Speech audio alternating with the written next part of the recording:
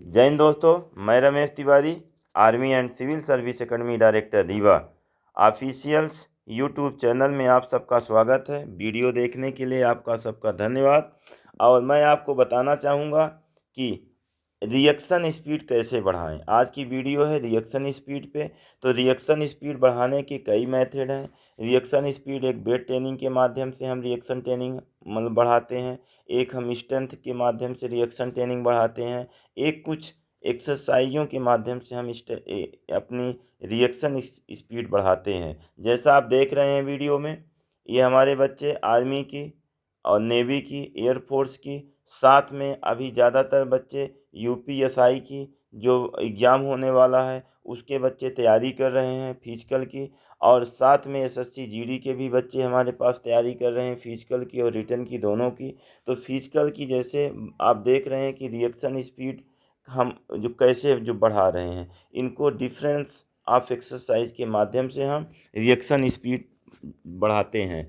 तो reaction speed को पूरी वीडियो देखेंगे तो आपको पता चल जाएगा कि हमारी रिएक्शन स्पीड कैसे बढ़ती है। अब रिएक्शन स्पीड के साथ साथ में हम ध्यान देने वाली बात यह है कि जब रिएक्शन स्पीड का हम वर्कआउट करते हैं तो हमारे बॉडी में थकावट बहुत होती है। तो हम थकावट को हम कैसे दूर करते हैं, तो उस थकावट को दूर करने का हम आपको आसान तरीका बताते हैं कि हमारे बॉडी में जो पेशी ऊतक होते हैं, मस्कुलर टिश्यू होते हैं, वो टिश्यू हमारे कैसे थकते हैं और उसको हम कैसे रिलैक्स एक्सरसाइज के माध्यम से हम कैसे उनको रिकवरी करा सके और अपनी मसल्स को क्या है कि रेस्ट दे दे करके स्ट्रेचिंग के माध्यम से हम उनको क्या है कि बॉडी को पहले जैसी अवस्था में हम लाएं।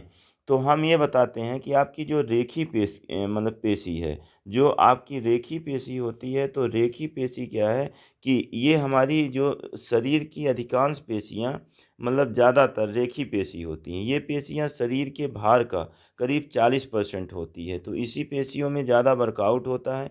ये पेशियाँ जो है तो जो केंद्रिक जो हम अपना केंद्रिक होता है, नर्वस सिस्टम होता है, उसको उसके नियंत्रण में रहती हैं और अपने इच्छा आपकी इच्छा अनुसार, हमारी इच्छा अनुसार ये कार्य करती हैं। अथवा इनको हम एक कहा जाए तो एक ऐच्छिक पेशियाँ, वॉलेंटरी मसल भी कहते हैं। अधिकांश जो रेखी पेशी होती है अपने दो सिरों पर हड्डियों से ज्वाइंट होती है, अतः इन्हें कंकाली पेशी, स्केलेटल जो मसल्स भी कहते हैं। हाथ पैर की गति तथा शरीर की गतियों का जो गमन इन्हीं पेशियों से होता है। तो ये जो हमारी मांसपेशियां हैं, तो हम जब डिफरेंस सही बायोमैकेनिक्स में एक्सरसाइज कराते हैं तो क्या होता है, उनकी जिस शेप आकार में शरीर की बनावट से बनी हुई होती हैं, तो क्या होता है हमें उसी आकार में उनका विकास होता है, ग्रोथ होता है, डेवलप होता है। और जब हमारी पेशियां डेवलप होती हैं तो हमारी सही बॉडी पोस्चर बनता है। अब आपको मैं बताना चाह रहा हूँ कि बॉडी में थकान क्यों होती है, ये थकान होने का क्या कारण है, हम उसको कैसे अपने थकान को मिटा सकते हैं एक्सरसाइज के माध्यम से। तो हम ये बताएं कि एक होता है ऑक्सीजन ऋण। जब हम कोई वर्कआउट करते हैं तो हमारी बॉडी में ऊर्जा का व्यय ज़्यादा होता है। जब ऊर्जा का व्यय ज़्यादा होता है एक्सरसाइज के माध्यम से, तो सभी मांसपेशियों में क्या होता है कि उसमें वर्क करने लगती हैं, सारे सेल्स हमारे वर्क करने लगते हैं। और अपने अपने बॉडी में जो बना हुआ एटीपी है, जो एटीपी क्या होता है, वो एटीपी को हम आपको विस्तार रूप से बताएं, एडिनो ट्राईफॉस्फेट। एटीपी क्या हो जाता है कि एडीपी में चेंज हो जाता है। एडीपी में जब बदल जाता है, इसके पश्चात जो ग्लूकोज का क्या ऑब्जर्वेशन, ग्लूकोज का हिंदी भाषा में कहें तो जरण, उसका यूज तेज़ी से होने लगता है। और फेफड़े जो है, अपने फेफड़े जो अपना दोनों टाइप में एल्वोलाई है, इसमें आवश्यक जो ऑक्सीजन की पूर्ति नहीं कर पाते हैं।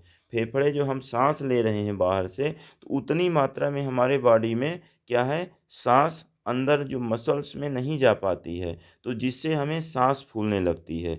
इसके लिए हम क्या करते हैं कि एक रिदम एक्सरसाइज को हम रिदम एक्सरसाइज को जब हम जो करते हैं, अपने लेवल में कितने परसेंट इंटेंसिटी होनी चाहिए और कितने परसेंट अपना वॉल्यूम होना चाहिए, उसके अकॉर्डिंग जब हम एक्सरसाइज करते हैं, सही बायोमैकेनिक्स में एक्सरसाइज करते हैं, तो एटीपी क्या होता है, एडीपी में जो चेंजिंग प्रोसीडिंग है, तो क्या है कि नॉर्मल फ्लो में होता है।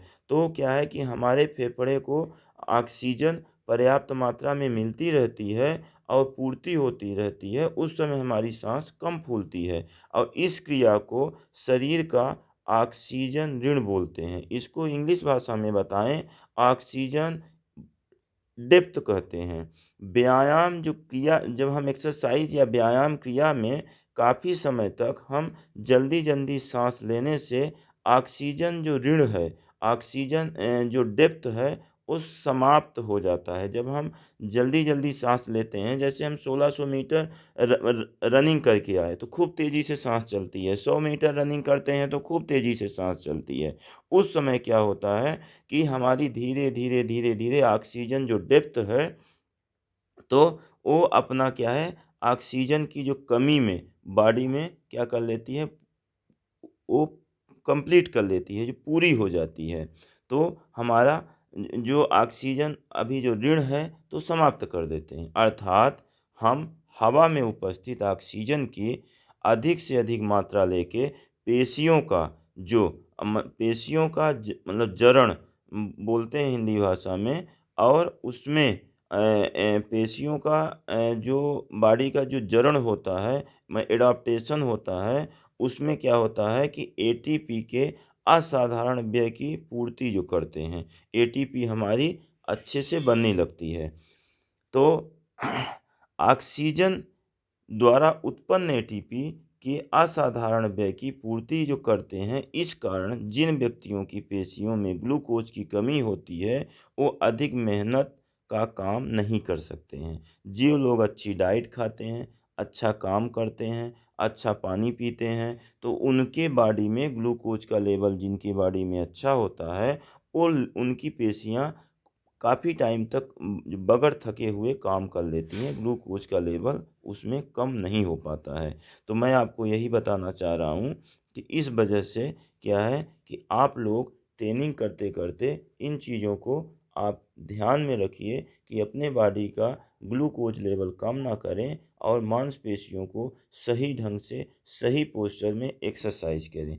अब ये जो है थकावट, जो हमारी थकान क्यों हो जाती है, ये आपको मैं बताना चाहता हूँ। यदि पेशियों के कुछ मतलब कि समय तक मतलब कि निरंतर कार्य मतलब कि अगर क्रिया मतलब करना पड़ता है, तो इसमें असंकुचन काम करने की क्रिया का क्षमता लगातार जो धीरे धीरे धीरे धीरे डाउन होने लगती है, उसमें से कम होने लगती है और पेशियों में लैक्टिक अम्ल एसिड होता है, वो जमा होने लगता है। जो हमारा लैक्टिक एसिड है बॉडी में, जैसे आप देख रहे हैं कि मैं जो लैक्टिक एसिड पैरों में थाइयों में जम गया है, उसको मसाज के माध्यम से हम तोड़ रहे हैं।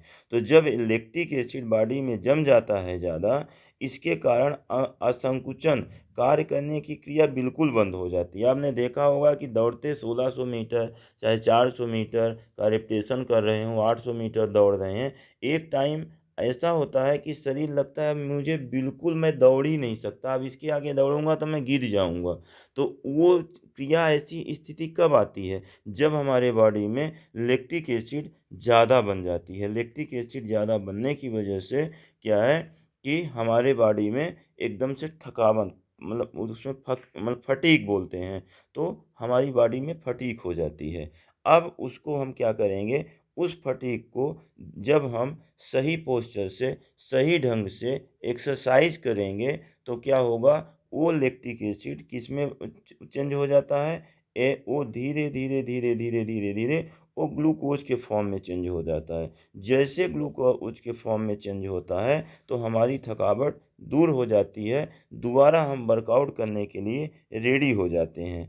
इस वजह से आपको ध्यान देना है कि सही कोच के मार्गदर्शन में ही आप ट्रेनिंग करें, सही एंगल में सही एक्सरसाइज सही उसमें दिशा निर्देश में करें, जो शरीर की बनावट है, बनावट के अकॉर्डिंग ही आप अपनी एक्सरसाइज करें, आपका चेस्ट भी बढ़ेगा, आपका बाइसेप्स ट्राइसेप्स भी बढ़ेगा, आपकी सांस भी कम फूलेगी, आपका पेट अब्डोमेन भी जो बढ़ेगा, उसके लिए आपका ओवरऑल आपका पूरा बॉडी डेवलपमेंट होगा और आपको बहुत कम टाइम में आपकी स्पीड आ जाएगी, आपका इंडोरेंस आ जाएगा, आपकी टाइम टूट जाएगी। इस वजह से आप सब बच्चों या बच्चियों से मेरा अनुरोध है, रिक्वेस्ट है कि आप army and civil service academy का यूट्यूब चैनल लाइक और सब्सक्राइब कर लें, जिससे कि आपको सही टाइम पे सही जानकारी घर बैठे मिलती रहे और अपने फ्यूचर को आप लोग एक्सरसाइज करके अपने टाइम को इम्प्रूवमेंट करें और जल्दी से जल्दी आप सब जॉब करें डिफेंस में। जिनको जो जो वर्दी पहनने का जज्बा है कि हमें अब वर्दी जल्दी चाहिए, तो आपको जल्दी जल्दी और सही सही एक्सरसाइज भी करना पड़ेगा। साथ में एक महत्वपूर्ण सूचना मैं ये बता दूं कि अभी एसएससी जीडी का हमारा नया बैच चालू हो गया है। तो नया बैच चालू हो गया है तो नया बैच में जिन बच्चों का एसएससी जीडी की तैयारी कर रहे हैं, वो बच्चे आ करके अपनी क्लास भी ले सकते हैं और फिजिकल भी कर सकते हैं। साथ में दूसरी एक जो लेटेस्ट वैकेंसी आई है, जो इस समय मतलब असम राइफल्स के लिए फिजिकल हम आपको गारंटी से करवा रहे हैं, सारी एक्सरसाइज आपको दे रहे हैं।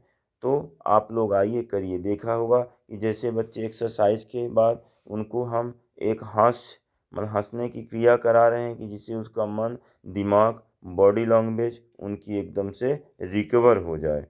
तो इसके साथ साथ में आप सब लोगों को army and civil service academy में दोबारा स्वागत करते हैं और आप आइए और army and civil service academy join करिए। और रीवा खास तौर पे बिंद क्षेत्र के बच्चों को बताऊं कि ये बच्चे अपना आएँ, अपना फिजिकल करें और रिटर्न की तैयारी करें, साथ में अपनी टेस्ट सीरीज ज्वाइन करें। हमारी हर हफ्ते टेस्ट सीरीज चलती है और टेस्ट सीरीज इस प्रकार से चलती है कि हमारा मंडे टू सैटरडे हमारी क्लास चलती है और फिर उसके बाद हम सैटरडे